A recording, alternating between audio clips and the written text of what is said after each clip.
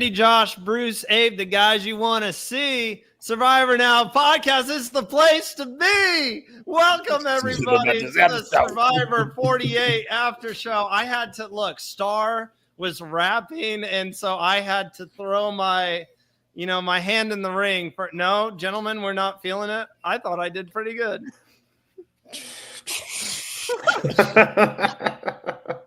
I'm gonna channel somebody. Don't you ever do that again. Never. Started it better than me, but I wanted to try it because that was one of many fun moments on tonight's episode. Welcome in, everybody. Welcome to the Survivor Now podcast. This is the Survivor 48 after show. We are here to talk about episode 10 of Survivor 48. If you're watching on YouTube, go ahead, hit that like button, subscribe to the channel. If you're watching us through X right now, make sure to follow so you can catch all of our live streams. You can check out all our information, survivornowpodcast.com. But welcome. You guys can also join into our live chat. Mary Ann is in the chat. Tonight's elimination, just from who I think is going home tonight, is going to be a hard one for me. She sent that today at like 2:00. So, Mary Ann, hopefully you're joining us here. And then Zan says, well, that was a load of hogwash. So we're going to get into everything. Myself, Josh, Abraham, Bruce. Josh, I'll go to you first, man. What are we thinking about tonight's episode? Not my favorite. It was, like they teased us last week with, maybe these four underdogs are going to come together and overthrow this like strong four alliance.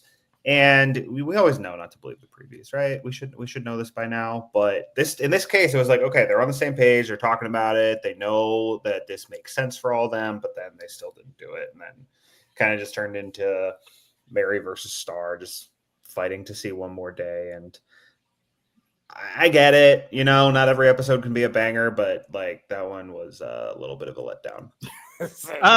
Abraham, I'm going to you next. I kind of agree with Josh. Like I was saying on the pre-show, my entire day has been incredible. And my prediction of who was going to go home was Mary, because I'm like, today's just been too good. It's been too beautiful of a day to not have something go wrong. And I'm happy to see my girl Mary still kicking. And we'll get to Star's elimination and everything. But the start of this episode, there was funny moments that we'll get to. Mitch telling his story about Pitbull and him being a mailman, him being a loud snorer. We had Star's rap this episode.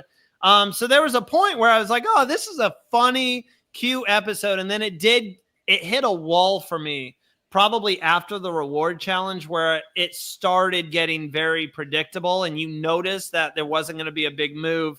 And this is going to be kind of a run-of-the-mill episode. And like Josh says, it's fine. We don't hate Survivor because of it. Bruce said this last week on the after show. There's going to be, in a long season, you're going to have filler episodes. And this felt like a filler episode.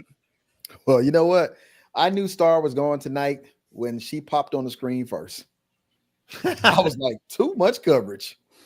Hey, look, you got interviews. You got a whole rap song. You got to talk about yourself. I was like, that's a clear-cut sign that you're going home tonight. Nothing else. If nothing else is clear in Survivor, that's always clear-cut. I would have liked to see Mitch say, you know what, I'm going to take a chance and not talk about taking a chance. He talked the whole episode about taking a chance and then never took the chance. And I was like, well, you're going to kind of run out of opportunities to take your chance because if that final six makes it to the final six, they may eat themselves, but they're going to eat you first. So, Mitch, you're going to be gone. Star, you already gone. Mary, you're going to be gone. And then it's going to be like, okay, Eva and Joe are locked in together. Shaheem and, he's on out. So he's going to be the first one to be gone when they go to 6. So who's he don't Shaheem? Realize. Who is Shaheem connected with? Shaheen's pretty well into the 6. I say he'll when it comes down to 6, he's going to be the next one. Because everybody else has to. So it depends on where he falls. Yeah. And, when the funny thing is, Abraham, while you were describing how you felt about the episode, you mentioned how this person's going to be gone and this person is gone. Your draft is gone. Your draft is done for. Kara adds in as well. Ollie's draft. This is the first season where all my players are gone. This is the first time ever. I love Mary, and I am not rooting for her to go. But at that point, I'm like, well, I kind of need Ollie to lose somebody from his draft, and it's looking most like Mary at this point. So I kind of need Mary to go now. Oh man, this sucks. I was like, man, I told him earlier too. I said Ollie was like, I have a 45% chance or something of losing someone. I said you might already have the draft locked up because the only other person with 2 people is you, Josh. Well. Bruce still has the lead, but he's got 1 person now. So who knows? I mean, it depends what Eva does because she's like locked and loaded with advantages and she can win challenges. And that's the point system's really favored towards that. So I don't know if Eva wins the whole thing, which I don't know if she will, but if Eva wins the whole thing, I think Bruce has got it. Bruce, we haven't gotten to you yet. What did you think about tonight's episode? And yes, you can clap back at me not giving you a chance, even though before we tally up the points tonight, you still are leading the fantasy competition. Well, you know what? I need to stay king for the moment, so I'm going to hold on to that. But as far as for this episode, I literally sat there. I sat there at one point in time, and I went like this. And I don't usually do this, but I went like this because it got me. I was sorry. Yeah. Sorry. I said it last week. Listen, might be a short recap tonight, but I didn't expect that big of a drop off. Like it was a big drop off, and I literally caught myself. I was like, like what? And woke up to like halfway through the challenge. That challenge, that took way too long. Way too long. But here's the thing. The person I wanted to skip ahead, but the person that got voted off, right? If you look at my eyes and then look at her eyes, everybody that I know says, is she related to you? Because we have the same eyes. I can see it. We both went out at 8. So now I gotta reach out to Star and I gotta be like, yo, what's up, sis? Like we're good. Look, I'll talk to her tonight, man. She's doing good. I will say, Star, meeting Star, such an incredible person. Like I met her wife, and then just everything about their family is wonderful. We're going to get to Star, but first thing first, I want to talk about the main theme of the episode, and then we'll get to how it led to elimination a little bit later on. What was the main theme, you asked, Abraham? The main theme was, once again, it's something that we've been battling with this season. When is the right time to make a move? We saw that all episode. We saw people scrambling. And Mitch made a point at one point in the episode where he said, look, you guys at home, I know you're judging me right now. I know you're saying, why are you not making a move? Why? Come on, Mitch. But you can't make a move with people you don't trust. I disagree with Mitch.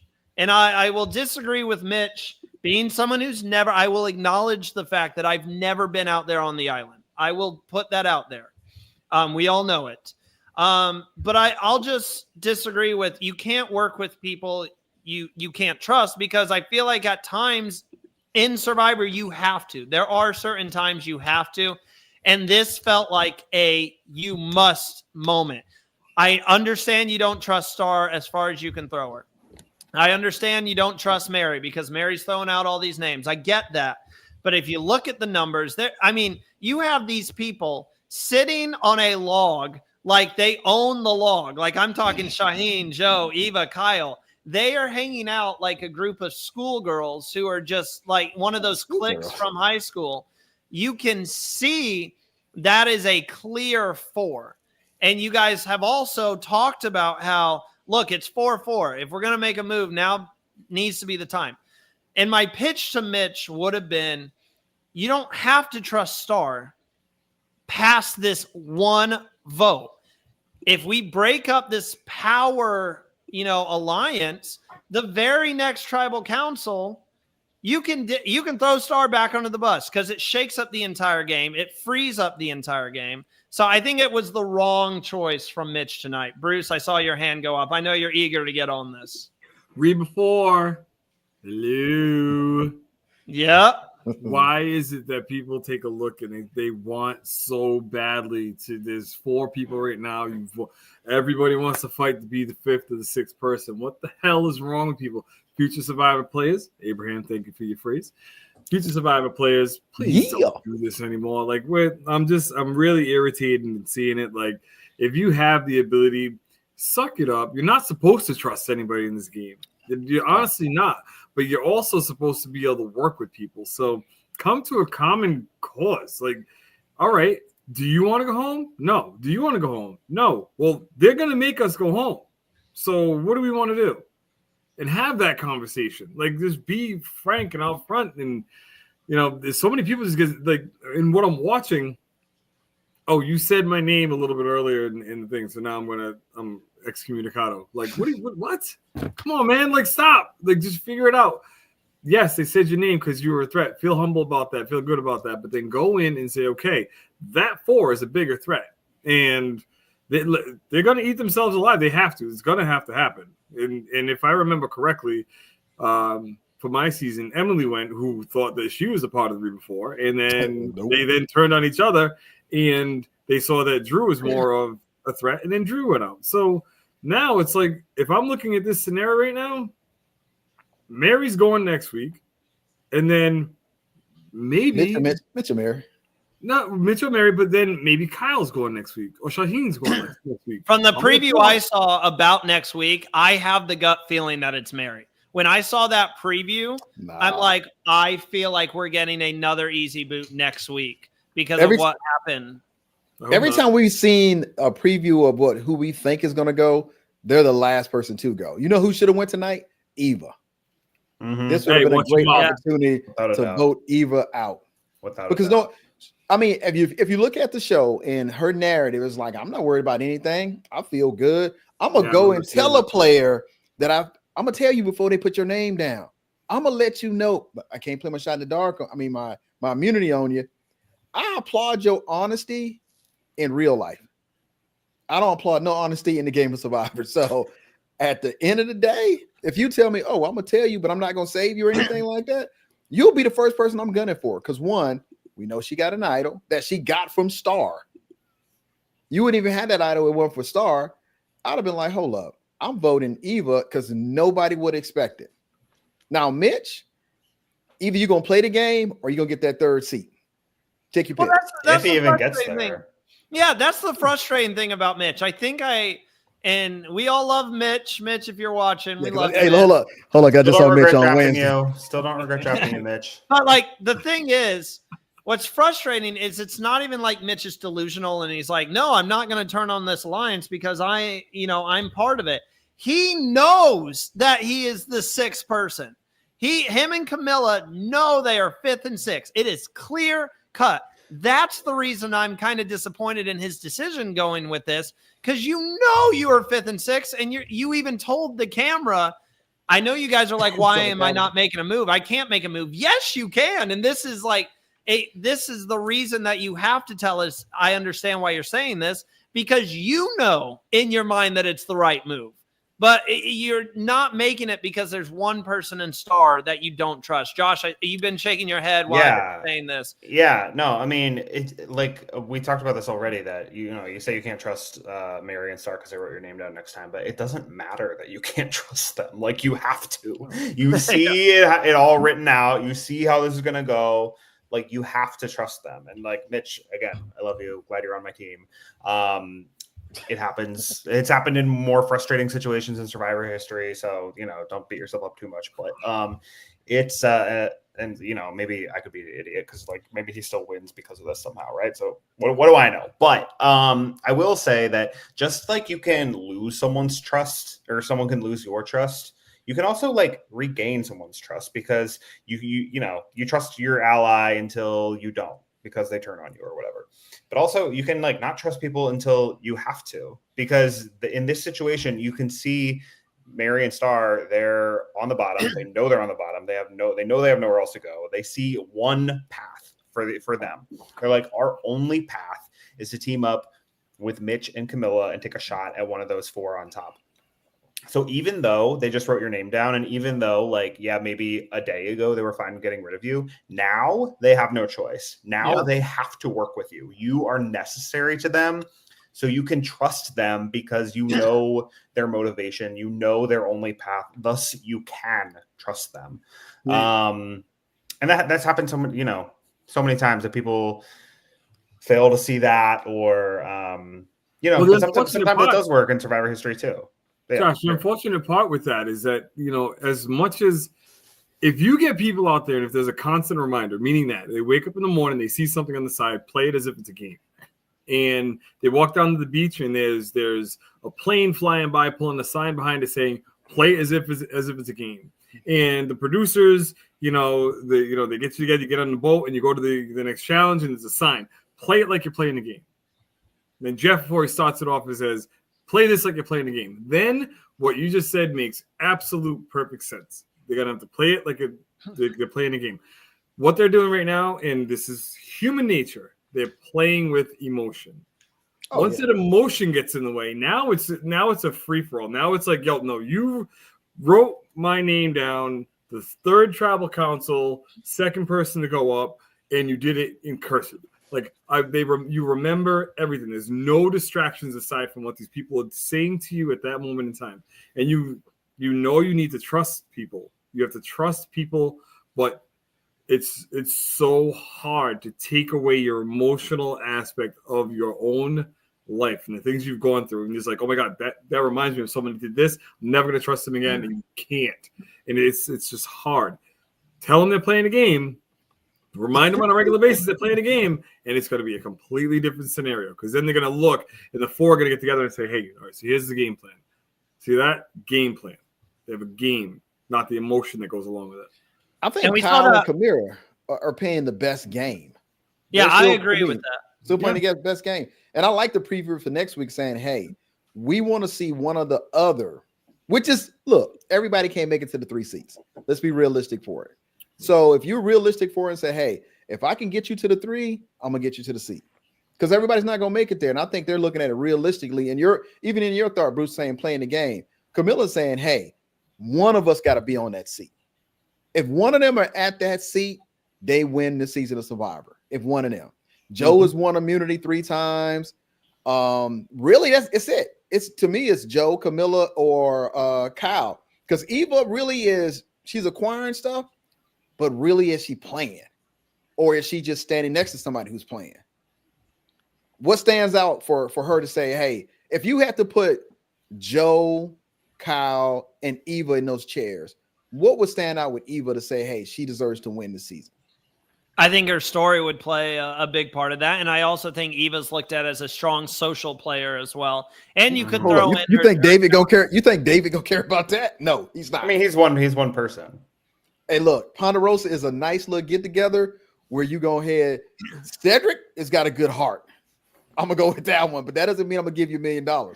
And Star, I'll be like, you took my immunity idol and you drugged me, so you definitely wouldn't get my vote. So now you're trying to. Jury management is a real thing right now. It's a real thing.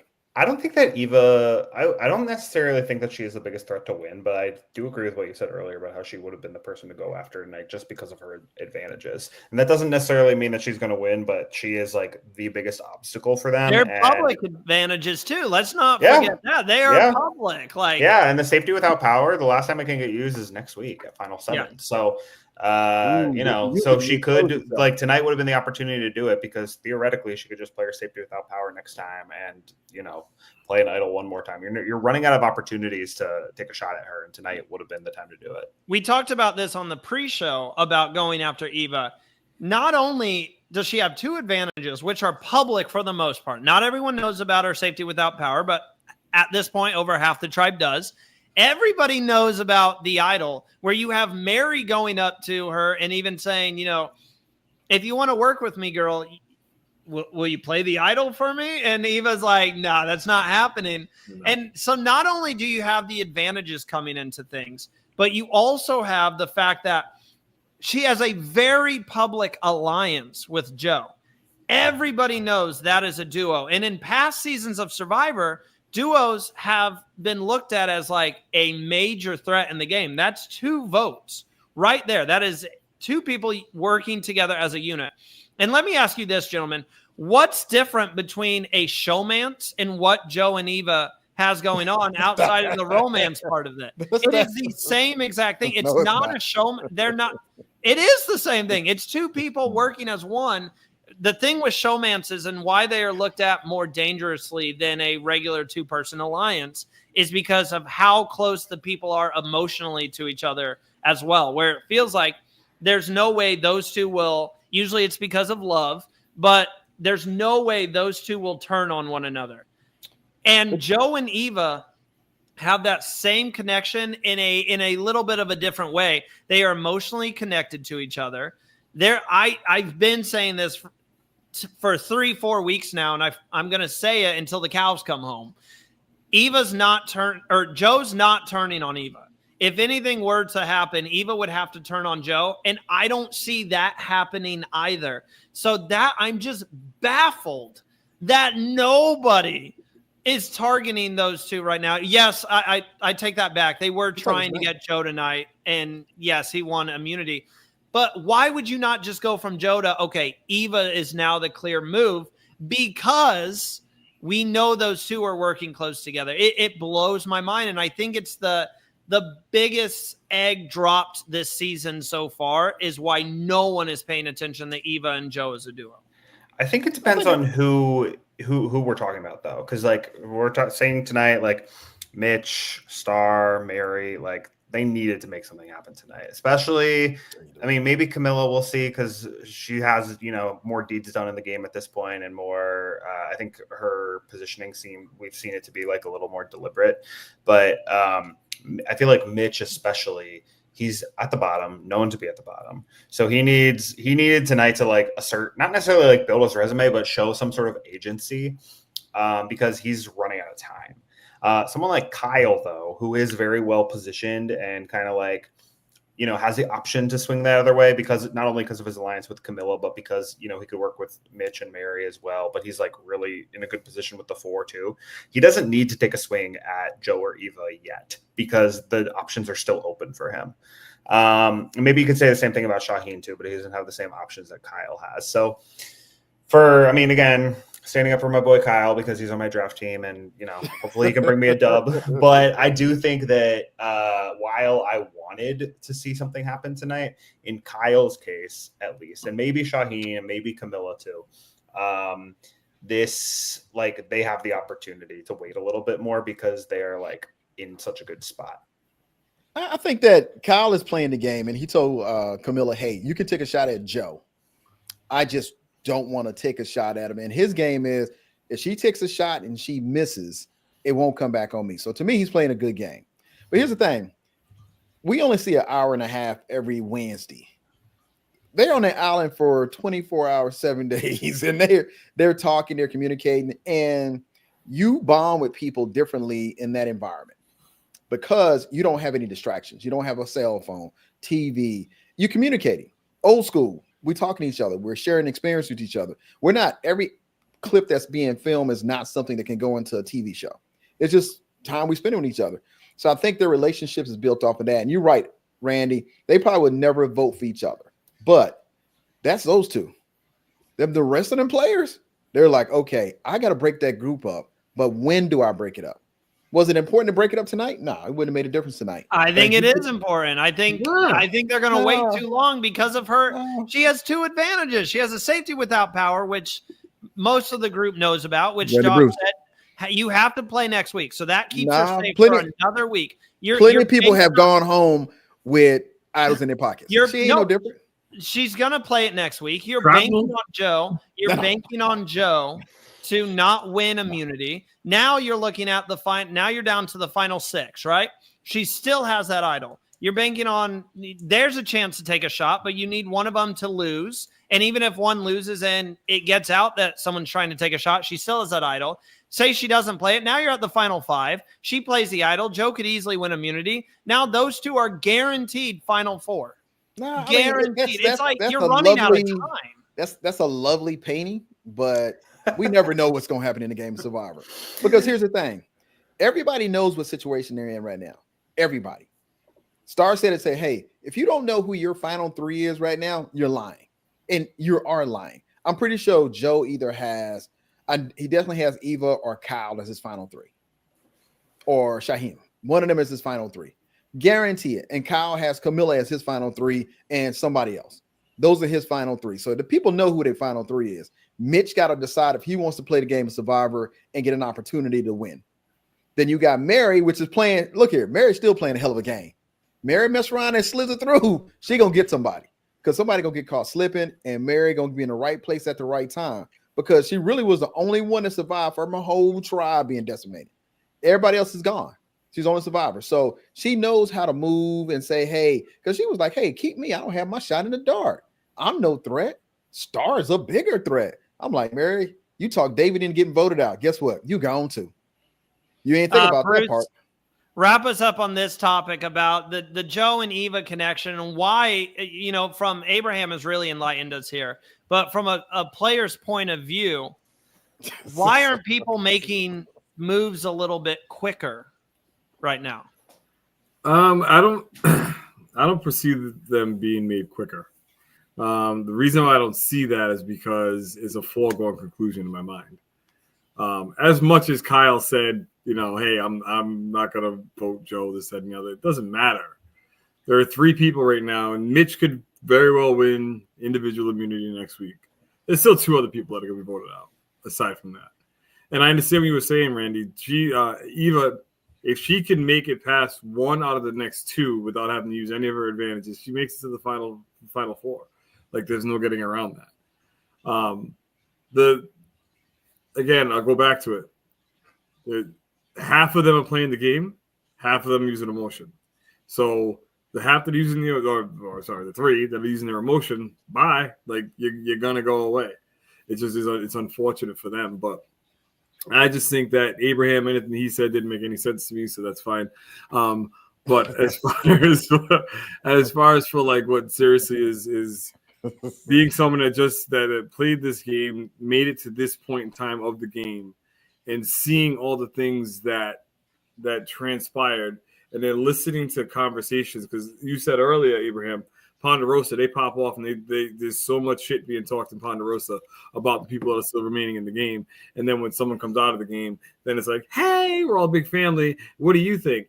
David right now has, if he could take the anger out of his voice a little bit, because he was a little pissed, David is going to be a very influential person when they're talking about who they're going to vote for. Because minds are really made up in Ponderosa after conversations come in. But the other thing also is that your perception coming into Ponderosa is completely different from fact. Completely different from fact. So now, jury management, if I see Eva and Joe and, let's say, Mary at the final 3, ooh, Joe's winning. Yeah. Okay. Eva's not, and it pains me to say that because she's on my team and she's an amazing human being. But the fact is that the conversations that happened on day 3, 4, 5, and 6 are still weighing heavy in the minds of everyone at this point in time.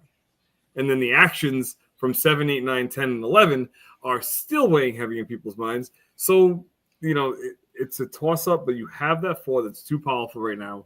They're going to be powerful. And they're just going to, there's low-hanging fruit that's out there that unless they win some kind of advantage, they're just going to be popped off. And it's going to be boring as shit for the next 3 episodes. No.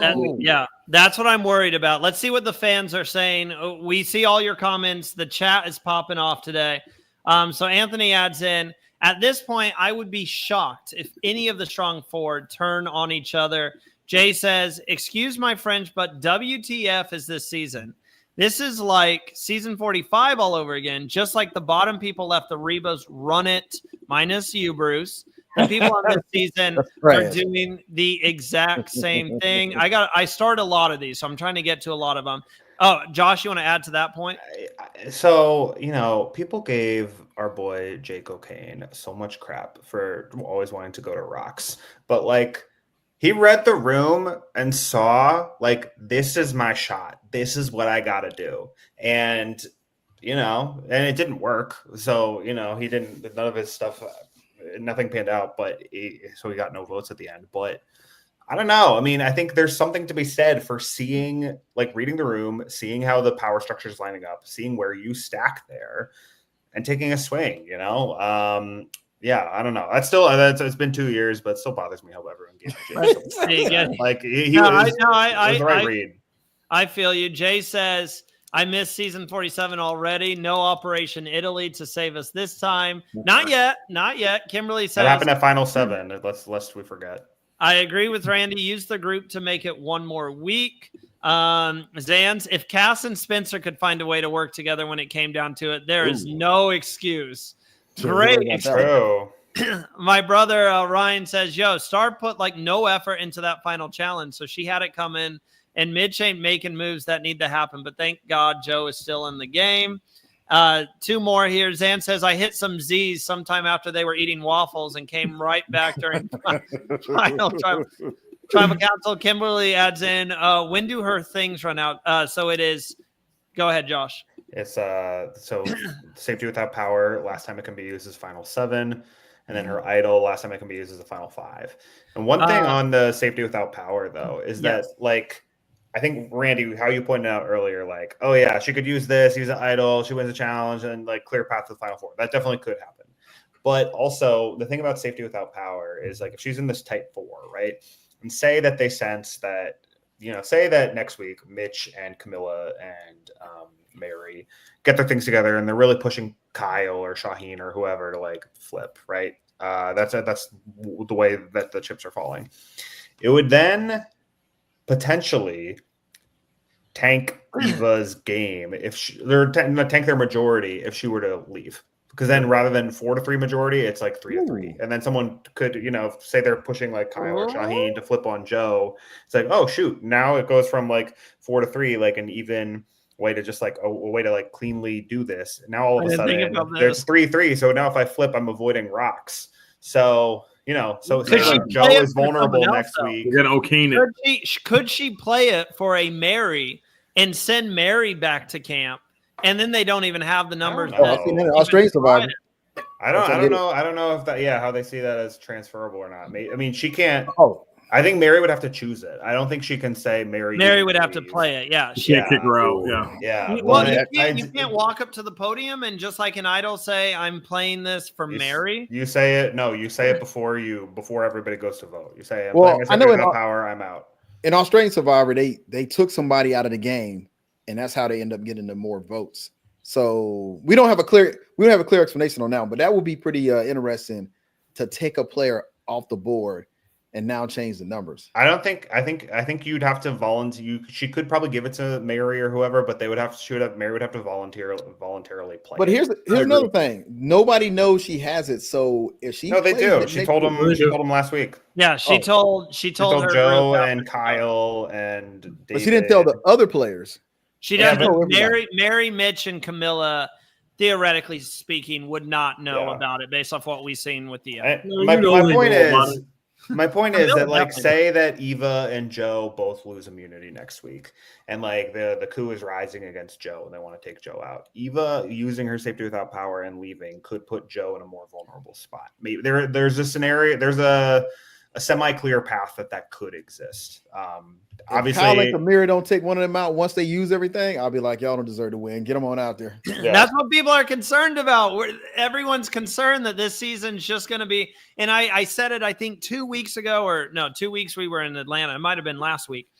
I said it though. This season started off so hot. Usually it's the opposite. The pregame is kind of pre-merge is and then it really picks up post-merge. It feels like this season so far, the pre-merge was electric. Every tribal council was shocking, and it feels like we've hit a bit of a lull of late. The Milkman was shocking last week when he had to go home. Yeah, not really. I mean, I thought he was going to tear up the little stand.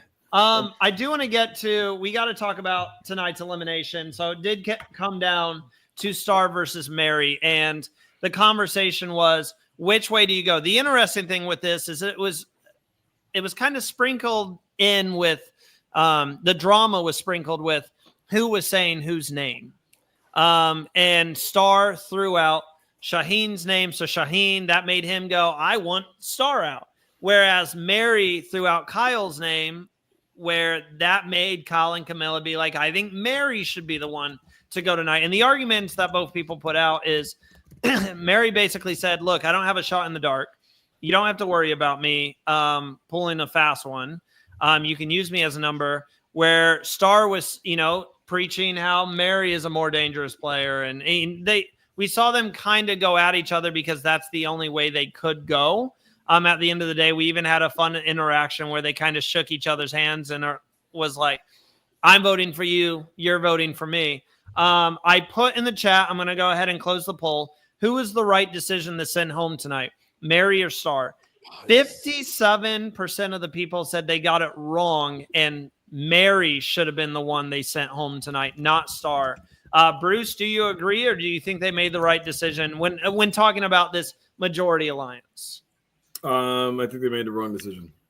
Let's take a look at what's going on around us. Star going home is not going to affect anybody. Read the room. Not good. I didn't, love. Not, remember, whenever I speak, it's about the edited person on the television, not the human being. We love you. To meet. Star, she is social. She probably rubs a couple of people the wrong way.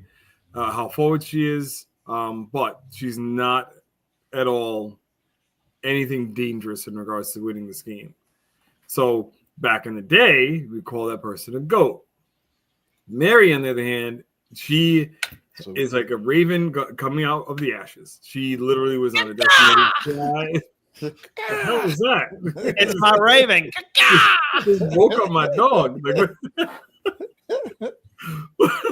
But Mary's dangerous. She's a dangerous player because she is social. She does think.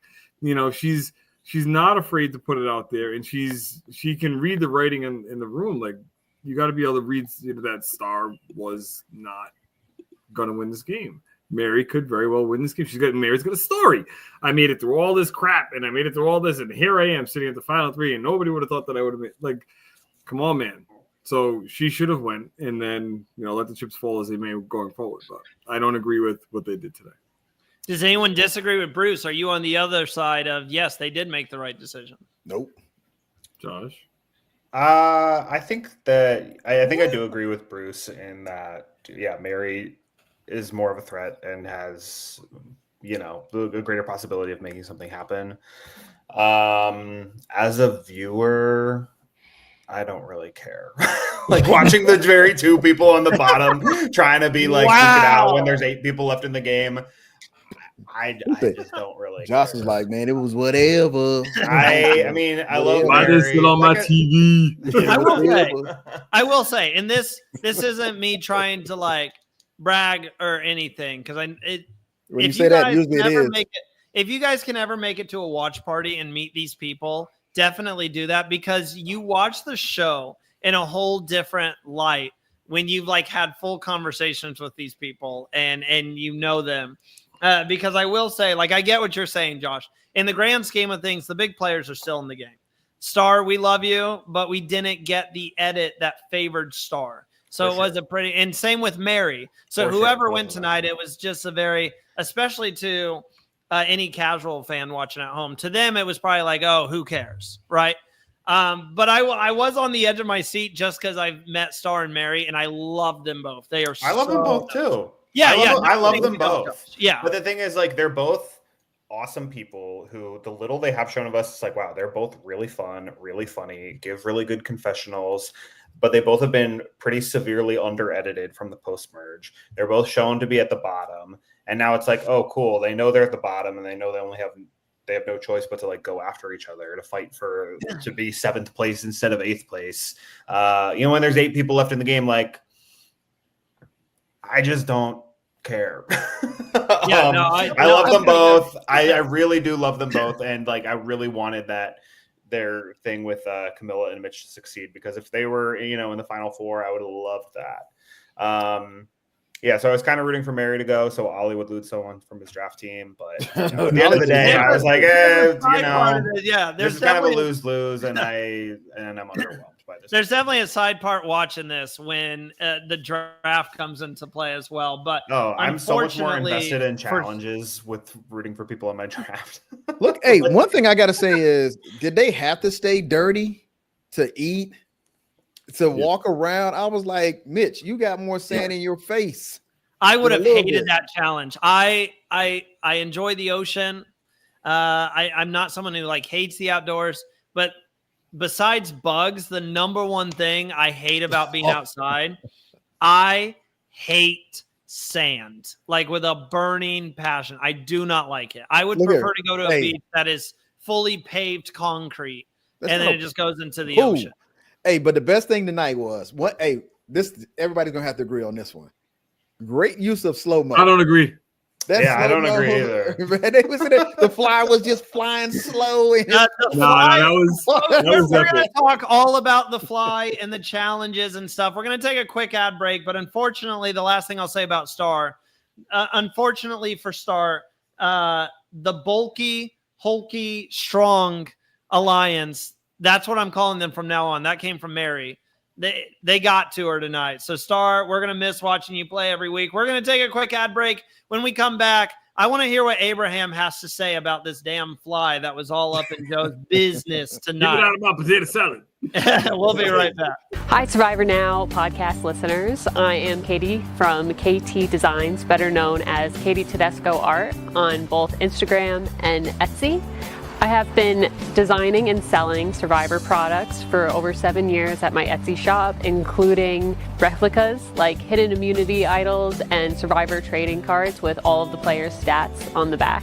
I am so grateful for Survivor Now for giving me this shout out and helping me reach even more superfans. I love listening to their podcast. So if you are looking for some really unique reality TV products for yourself or to give a superfan in your life, come check out my Etsy shop at www.etsy.com/shop/KatieTedescoArt.com. I like to go ahead and say whoever's in production was like, hey, let's slow-mo this one. Let's just slow this down. We ain't doing that today. Let's test this.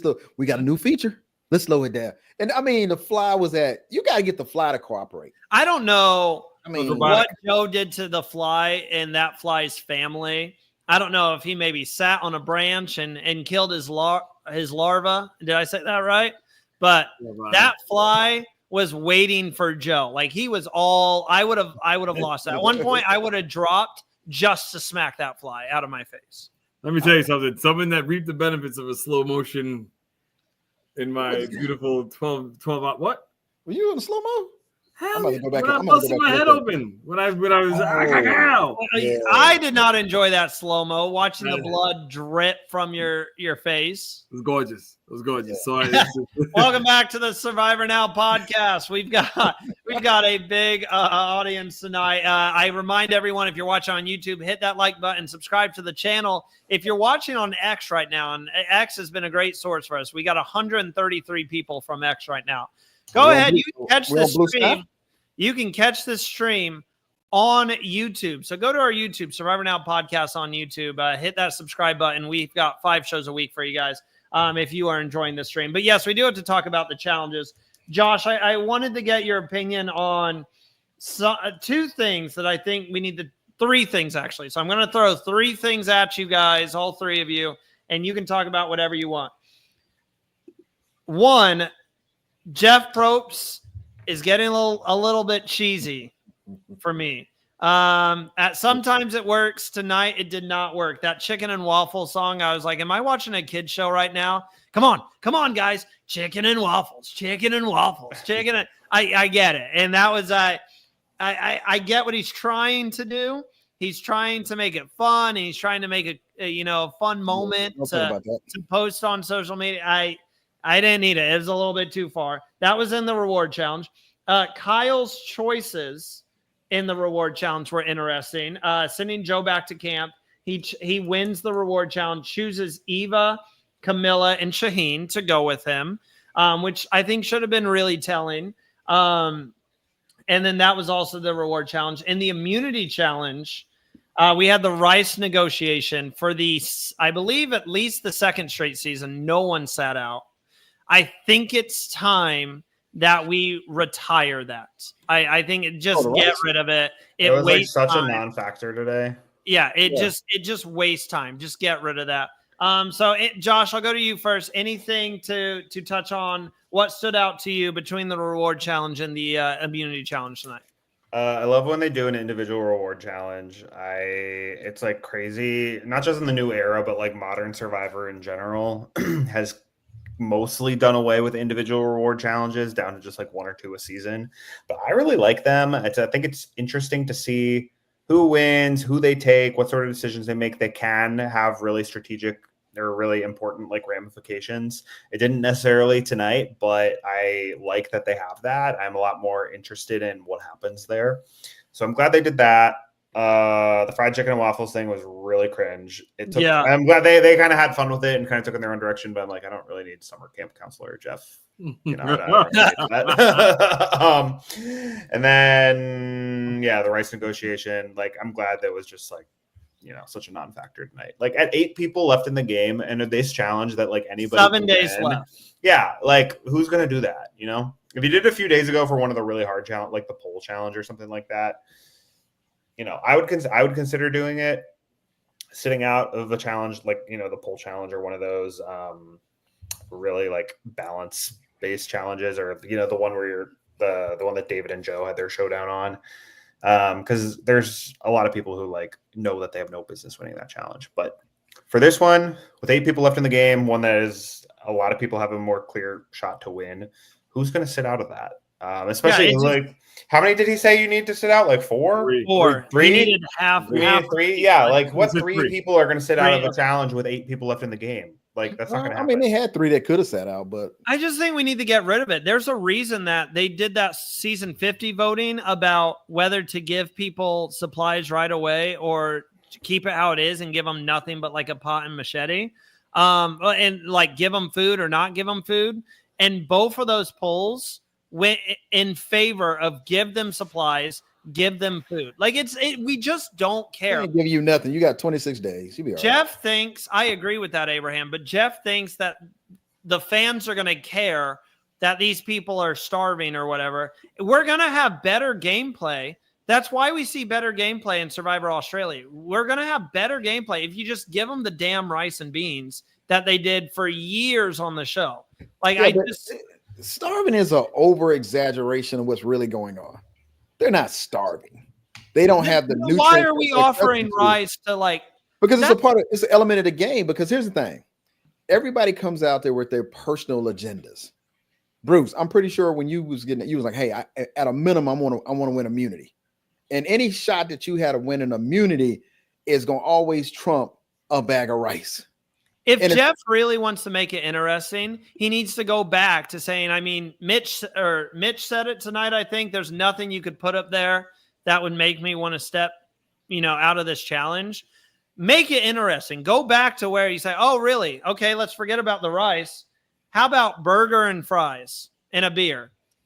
Go back to trying to coast them out of the challenge. Like, during that challenge, not that it needs to be longer, because I agree with Bruce when he said that challenge went on way too long. Like, I get you're trying to build suspense. And yes, it is interesting that anyone could drop at any given moment. But how about you try to coast people with that? Hey, Abraham, you're leading the challenge right now. You've got 6 things up there, and there's 2 people who have 5. If you drop those right now, I'll give you a whole, if Mexican you want to make it, or whatever. Make it interesting like that. Say, hey, look, I'll put a bag of rice up. I need 3 of y'all to pick somebody to represent y'all. And if you win, both of y'all win. Make it interesting. It makes it more interesting. Make it interesting make it interesting where it benefits them. Right now, the rice benefits something Jeff wants to do in the show. And at the end of the day, I'm not taking rice. I'm already adjusted to coconut and water. I'll be okay. And I'm with Mitch. Half of them just ate too. Half of them just had they dropped that. They dropped that out. They ate it, but they dropped it. Bruce, what's your thoughts? My thoughts. Okay. Let's see this. You making pancakes? You got some pancakes in there? Rice. You guys you have no idea. I don't give a damn how long it's been. And Mitch knew he was in danger of some sort. That's the reason why he said what he said. And then Shaheen was one I believe that said about the food, like you can have anything out there, When we did it, Jeff did it in a way that it wasn't like, hey, negotiations, 3 people got to sit out. No, when we went through it and we actually had people sit out in 45, the bag of rice was right there. Jeff was like, we were like, oh, well, I don't know. Well, and then he grabbed a knife and he stabbed a damn bag. Yeah, and said, that was fun. Here's your time. And then first person to hop up was Drew. Like, yo, we gotta like. That is what they need. I'm not like it's kind of gentler. Like, hey guys, we just if you wanna, you can get rice. Like, it has to be something that's gonna be a little shocking to them. Now, what are they gonna do now? What are they gonna pull out a 45 and start shooting a bag of rice? Like, I don't know what he's gonna do now. So maybe that aspect of it is gone. But when you're sitting out there, not everybody got a chance to eat. Not everybody, you know what? Whoever did get to eat probably went crap their brains out or threw up. So they're hungry right now. Like, you are going to be hungry. So the bag of rice does help because you then start getting creative with it and making other things, you know, rice with coconut or whatever. Rice. So, you know what I mean? So you want to eat. You have to eat. Because once you leave, when they're sitting at that mat right now, their adrenaline is fueling them. Their adrenaline is like that's where they got that energy. They're talking to Jeff. They're rapping back and forth with him. No pun intended, Star. So then what ends up happening when they go around the corner and they start walking with their bag, they're like, and the energy's gone. Oh, that sand is heavy too. Right? So they need like give them the rice, find a creative way. Don't say, hey, need 3 people to sit out. Then you got to make it so that there's pain involved. Seeing that bag of rice being stabbed, there's pain involved. We're like pain to see that rice is being spent and wasted that we're never going to be able to get. So that's why people topped out. I feel like there's endless possibilities of how to make this more interesting. Yeah. Jeff always says, you know, he said in a podcast once that, you know, people like to get on me about, you know, we're doing the same thing over and over. It's not, this was mostly about the themes. But he's like, it's not easy to sit there and you run out of ideas. I could sit here and give you we've already given you 2 ideas to make it better, more interesting. I said, tell them like you have 5 letters right now, but if you drop, I'll give you this. Abraham said, you know, somebody. Well, what'd you say? Abraham, I'm not gonna lie. No, pick, say, okay. Yeah, you can still compete. If that like, okay, I'm gonna sit out, but I get to pick first, and I'm gonna pick Joe. I say have a pit. You have pits that you fill with mud and make people dive into. Have a pit full of rice. And for every person who sits out, I'll give you this bag and I'll give you 3 minutes to grab as much rice. And there's rice and beans. There's a tub of rice. There's a tub of beans. You have to dive into it and you have to pick it out. But I'll give you 3 minutes to get as much as you can. And I'll give a bag to each person who sits out. So if someone's willing to sit out, I'll do it. Then you're having a side challenge where they're trying to gather as much rice and stuff in the back. That's an idea. Like, I just don't believe there's not different stuff that we can do. I don't know. It's a rabbit hole that I know we got a little bit more to talk about here. It's a rabbit hole we could go down, but you know, put some more thought into it. Something that we've only mentioned once. Joe has won his 3rd immunity challenge. We all know I was saying it last season with Kyle when it was getting interesting. His 3rd? That was his 2nd. No, Kyle won 4. But this was Kyle won 4. Was this Joe's 3rd or 2nd? His 3rd. I mean, you know what? It almost flies up under the radar.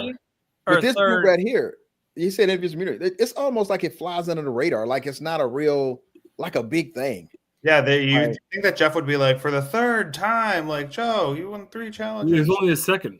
It's his 2nd. I think it's is it his 2nd necklace? No, he won. He won the one when it was like him and David showing down. He still won immunity because he won for his half. That went to yes. He won this and then one. He won last week.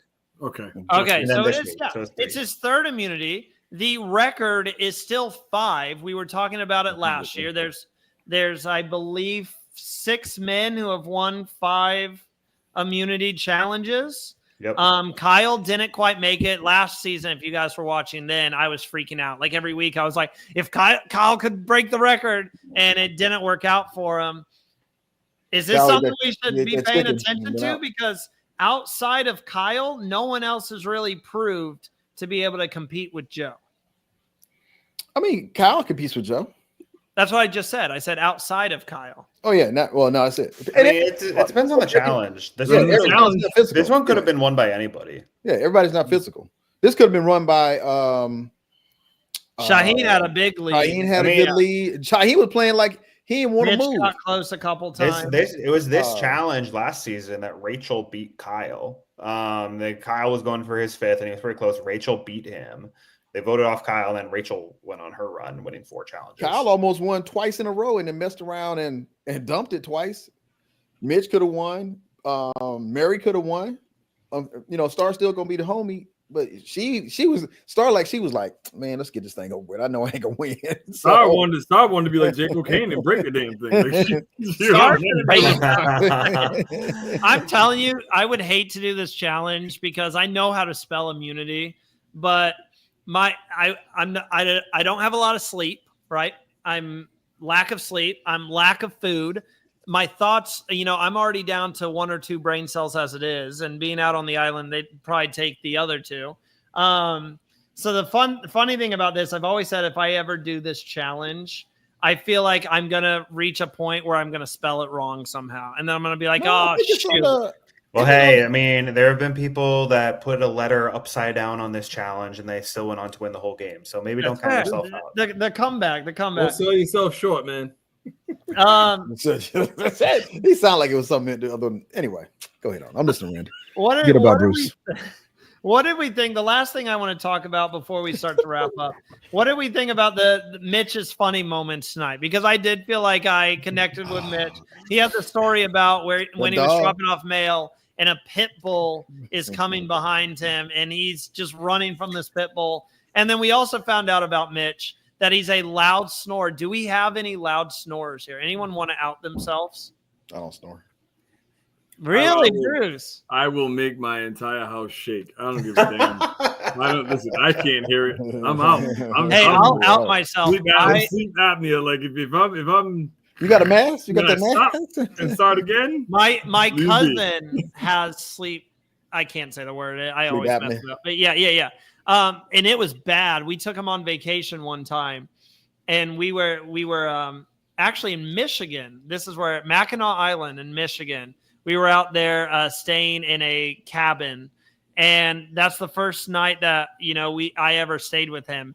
And I've never heard someone snore louder. I didn't know it was possible to snore that loud. And I imagine my brother and my mom didn't get a good night's sleep because I do snore a little bit, but my main issue is I talk in my sleep. And I mean, like, I say full sentences. Like I'll be like dreaming about something. Let's say I was dreaming about like a hot dog stand or something. I'll literally be like, I'll have no mustard, no mustard. Like, and my mom says I have full. I'm also a sleepwalker, so I've gotten up in the middle of the night, walked to, when I was living at home, I would walk to my mom's room, say something, and then go back to bed and have I can picture Josh in the island just waking up. Nah, Jeff, I don't want to eat that. That's hard. Dead into the ocean. But Star said she might want to vote Mitch out just for the reason he's a loud snorer. And we had this fun interaction where he's basically saying, or Star said, you either have to fall asleep after all of us or, stop snoring. And it was fun. Like, Josh, these are moments for an episode that was kind of, like, these were fun moments. No, I do. I agree. It's fun when stuff like that happens and you get to see who these people are, like, as people. And Mitch, like, I don't know, you watch him like tell a story and like everybody's laughing and having a good time. And I'm like, oh yeah, he's like a really expressive and like funny, good storyteller.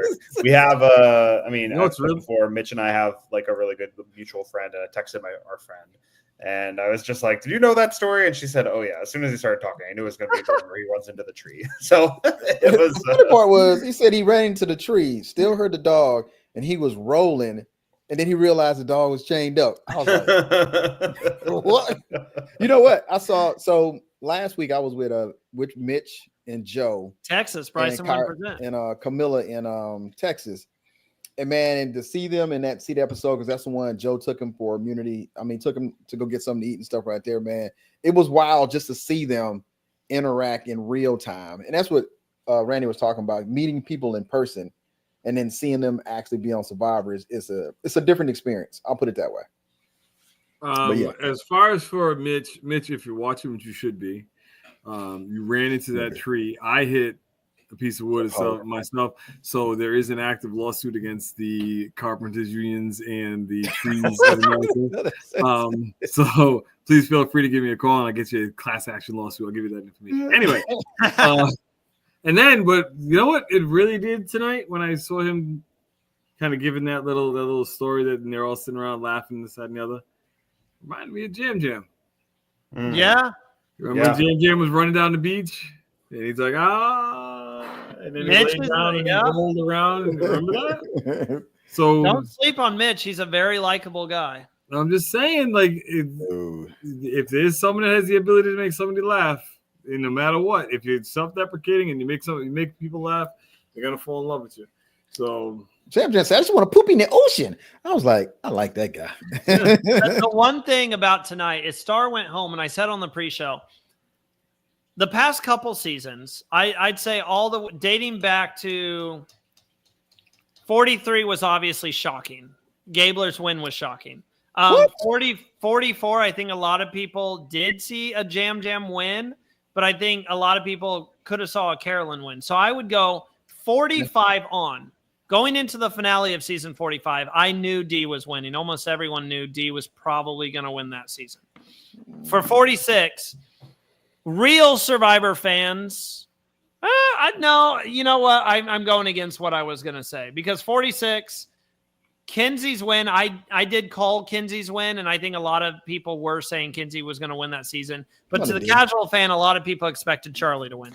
Last season, I think Maria should have won. They cheated. They cheated Maria. I that's think the only reason that win took place like it did. I think everybody last season knew Rachel was going to win. I think everybody called that. This season on the pre-show, I said I could see an argument for everyone. I don't know who's going to win. I have no idea. Kyle's still my winner pick, but I have no clue. Well, I mean, you knew all those winners going into the finale. Like it wasn't that clear going into the final 8 for any of them. No. I still feel like Rachel was almost voted out. Rachel, I did not see going to the final 8. I did not have my eye. That's fair. Genevieve, Rachel. I had my eye on Caroline and Genevieve at final 8 last season. Then before that, Tiffany, Q, like they were still in the game. Good point. Q would have act right and did it right. But that little challenge where you allow somebody else to help somebody else win. That was bullshit. That was stupid. All of this to say, Star was the one person. Love you, girl, but Star was the one person that I didn't see winning this season. Now it gets real interesting heading into the final 7 here. Gentlemen, do you have someone that you feel pretty confident about? Is there someone you're leaning here? Because my winner pick is Kyle. I still feel good about Kyle.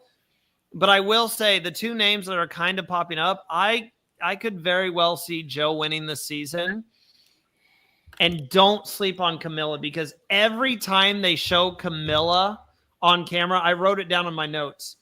One, she's always in the hammock. That has to be Camilla's hammock. If I can ever ask her if she owned that, like every time they show her, she's in the hammock. And her facial reactions to things, she always looks like she's thinking like one move ahead. She's very stoic in how she looks every time the camera pans to her, if that makes sense.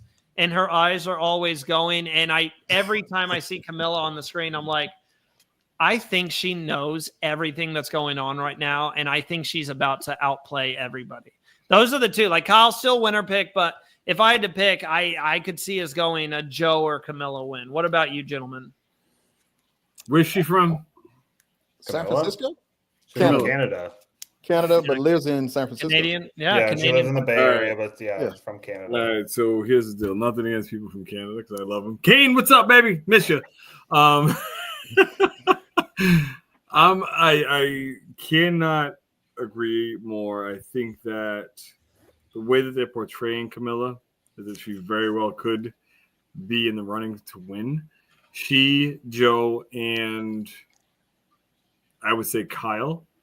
And the thing about it is that with that final 3 that I just mentioned, she will be the one that could potentially be the 0 vote finalist. Kind of like how, it just doesn't get the respect she deserves. Doesn't get the respect she deserves. Because she's with Kyle, but again, so you have Joe and Eva.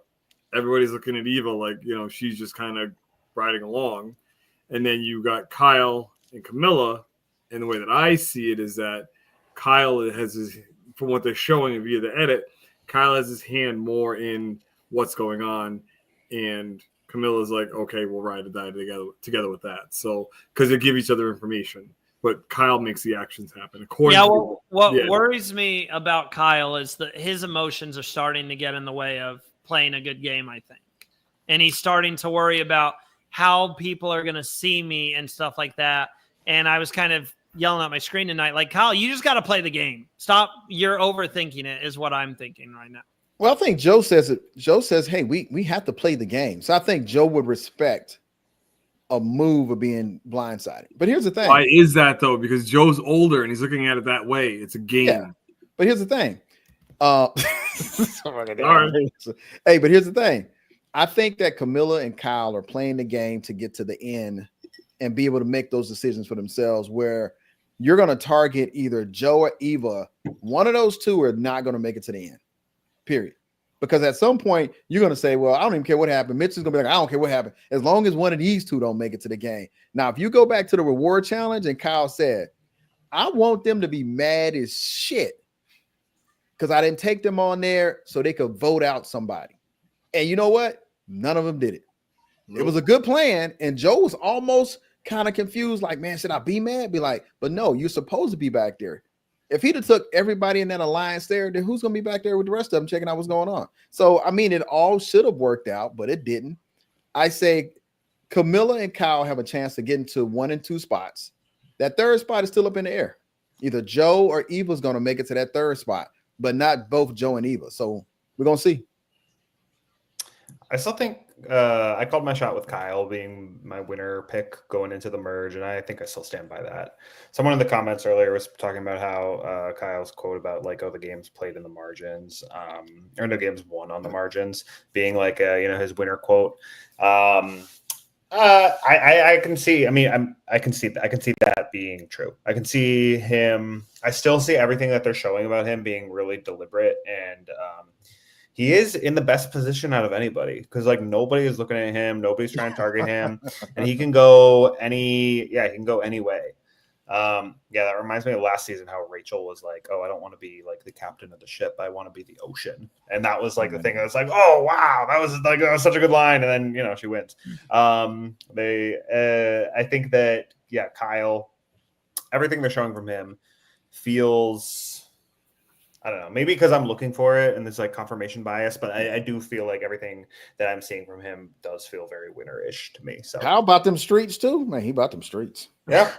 3 more episodes remain this season, if I did my math correctly. That's 3 more episodes. It's crazy to think about already, but we got a lot more content coming up for you guys on Survivor Now. I remind you guys each week, 7 p.m. Eastern time, before the episode airs, we have a pre-show. So definitely tune in. It's a great thing to get the family in the living room as you guys are cooking dinner or grabbing your snacks, and turn us on in the background as we will take you up to the airing of each episode. Tomorrow night, 8 p.m. Eastern time, join Will and Josh for Survivor Stock Watch. It is our power ranking show where they will tell you guys who's in the best position moving forward and who could be leaving the game next week. And then on Saturdays, got something for you, 3 p.m. Eastern time, noon Pacific. Matthew, Ollie, and Phil will take you scene by scene. Is there something we didn't talk about tonight? Because we usually talk about like the biggest moments. They'll make sure to cover it as they will take you picture by picture and make sure that we don't miss a single beat from this episode. And then on Sunday, join the lovely ladies, Tegwith and Kara, for Survivor Social, 8 p.m. Eastern time, 5 p.m. Pacific. They talk about the social part of the game, which alliances are making the right moves, which ones aren't, who is the social butterfly of the week, basically the best social player from this episode. They always have incredible guests as well. So that is on Sunday. Also, I wanted to let everybody know a couple things as well. We are doing postseason interviews for Survivor Australia Brains v Bronze 2. So yesterday we spoke with Zara. Such an incredible chat. That was Matthew and Ollie. That is available to watch now on SurvivorNowPodcast.com and on our YouTube on demand. Zara was incredible. And I watched the chat last night as I was uploading it, and it was such, Matthew and Ollie did an incredible job and such a great interview. On Friday, we will be speaking with PD. So that should be a fun chat as well. And then next week, as I pulled up the exit interviews that have been confirmed, we will speak with Karin, we will speak with Nash, and we will speak with Logan all next week. That is Tuesday, Wednesday, and Thursday next week. Also, Survivor Australia versus the World is coming up. Everyone is excited about it. That will be airing this summer. The rumored date is June 22nd. So when this season ends, we're going almost directly into another season. Catch some Survivor U.S. legends such as Tony, Parvati, Suri, as well as some world legends, and then obviously everyone on some of the best players from Survivor Australia, including King George and Shawnee, as well as the Golden God David, who won Deal or No Deal Island Season 2. Forgot the name of the show. We have a bunch of coverage coming up for that. We also have a partnership with Bracketology. You can join that. The link is in our Instagram bio. There should be some great rewards up for that as well. If you win the fantasy competition, it's the first time that Bracketology has done one for Survivor Australia, which will be very fun. And then the last thing I will say, we got new apparel that just dropped today. Shirts, crew necks, sweatshirts, whatever you are looking for. There's kids apparel as well if you want to get some for your kids. So if you want to rep the best Survivor podcast on the internet, head on over to SurvivorNowPodcast.com, or the link is in the description down below. Woo! That is it. That is it. Thank you guys for joining us. We will catch you next week for episode 11. It's coming to an end too soon of Survivor 48. We'll catch you then, guys.